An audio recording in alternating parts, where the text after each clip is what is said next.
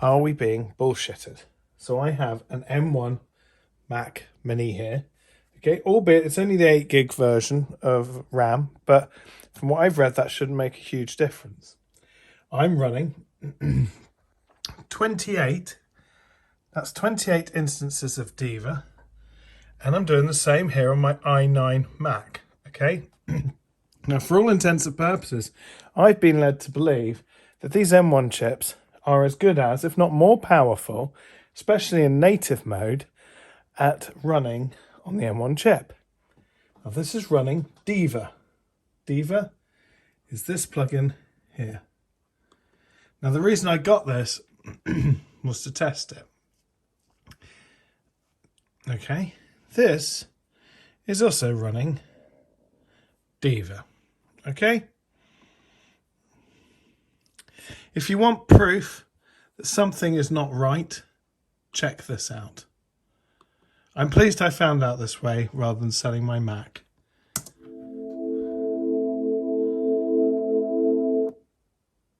System overload. Shocking, really, given all the crap I've read and watched on YouTube. And then, on here, my i9 16 gig Mac.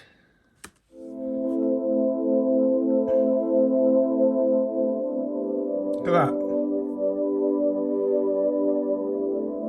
No problems whatsoever. The CPU is fine. Check out the CPU usage on here. The M1 just can't handle it, look. It's eaten up 2 processing threads, crashed within seconds. Put it here on my juicy i9, look. It's spread the load nice across all the cores there, look. Don't get me wrong, it's using a lot of power. But this hasn't even got my RME sound card plugged in. So this is just running natively on the bog standard Mac as it is. I'm sorry, but something's fishy here, and I don't know what it is. Now, if somebody says, oh, but you need to do this, you need to do that, you need to do this, I'll tell you what, one of the experiences of buying a Mac, in my view, is the fact that I don't have to go through some Windows, Microsoft tweaky experience. I just want to turn the damn thing on and use it. If I have to start buggering about with the system to get it to work properly, then I'm afraid I haven't bought, in my view, an Apple product. I bought something that's convoluted out of whatever. No, I'm not impressed yet with the M1. This is a bit concerning. What are your thoughts on this? Okay, I think I found a solution. But I'm not amused by this, I have to say. That it's been this weird to get it working. And why is Logic doing this? I think I have read about this somewhere before I bought into this whole notion. I just couldn't believe it. This is where it's at. So you go into Logic Pro and you go into the preferences under there. Preferences, there it is, audio, okay. The processing threads, which were set to automatic, seem to have defaulted, if you remember seeing originally, to just this, 4 cores. If you change it to 4 high performance cores, 8 cores in total, then it seems to play. But this still doesn't get around my original argument, and I will still state that this is, if I put it down to 128, why is it that people are claiming that this chip is far more than it really is? You know, I mean, to be fair, it's running smoothly now.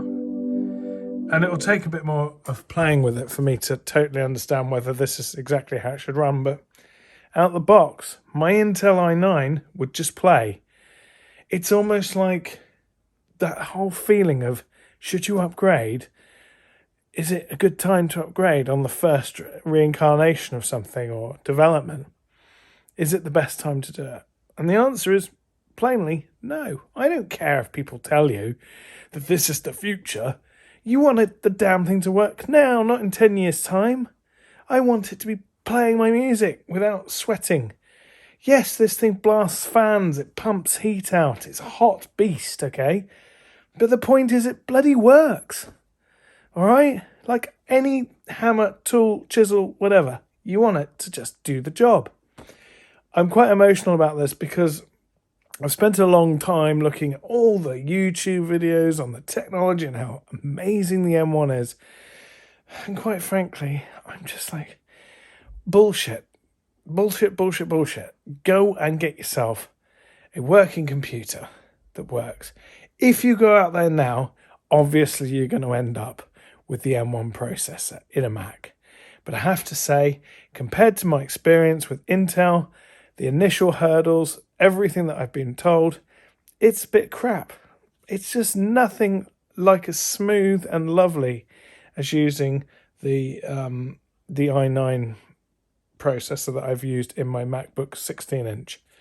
Would I say use the M chips in the future? Of course I would. But for anyone out there who was wondering whether these are good enough for a professional capacity to be used, I don't think they are. I just don't think they're there yet. Okay, final part of this video is just to prove a point, really, more than anything. Now, they are closely matched here. I will add that I went through to the final points of being able to push the systems to their uppermost limits. Okay, 48 tracks of Diva. All right. Processors are being pushed. Boom, crashed. Right, here we go. i9 Mac. Oh, it's pushed, but it still copes. I'm sorry, but the M1 Mac is just not there. Just not there yet. Just can't handle quite the same amount of power required that the i9 can. So, while there are arguments and benchmarks and loads of videos out there on YouTube, I think we're being lied to. I think you should still hang on to your Intel Macs.